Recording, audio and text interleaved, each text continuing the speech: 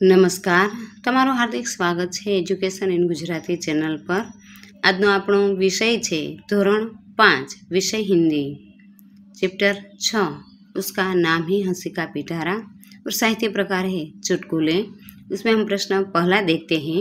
निम्नलिखित प्रत्येक प्रश्नों के उत्तर के लिए दिए गए विकल्पों में से सही विकल्प चुनकर लिखिए।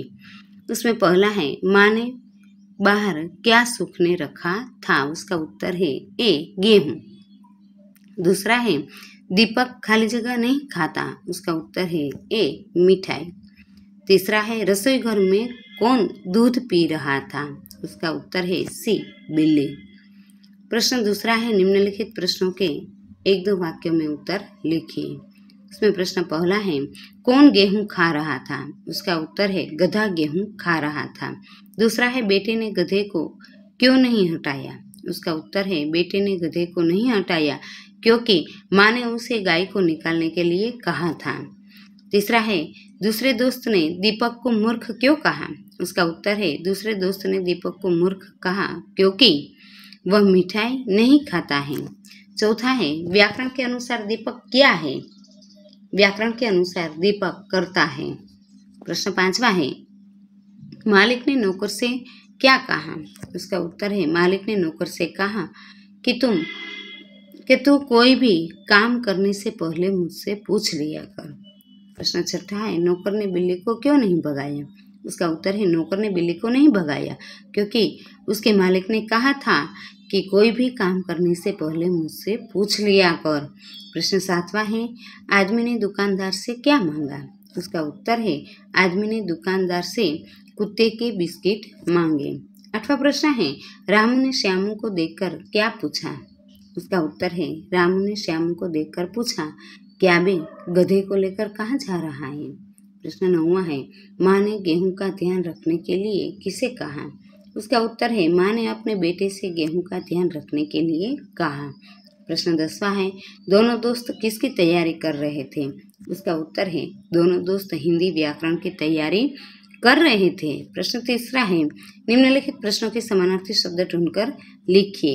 उसमें पहला है दोस्त यानी मित्र, मूर्ख यानी बेवकूफ, सुबह यानी प्रातःकाल, वक्त यानी समय। उपर्युक्त समानार्थी शब्द आधारित वाक्य बनाइए। इसमें उदाहरण है राजा और कालिदास अच्छे दोस्त थे, राजा और कालिदास अच्छे मित्र थे। तेनालीराम मूर्ख नहीं था, तेनालीराम बेवकूफ नहीं था। लोग सुबह सैर करने जाते हैं, लोग प्रातःकाल सैर करने जाते हैं।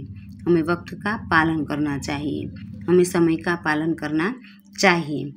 अब हम देखते हैं प्रश्न 5वां निम्नलिखित शब्दों के विलोम शब्द ढूंढकर लिखिए। उसमें अ और ब दिए गए हैं, उनमें से हमें उत्तर लिखने हैं।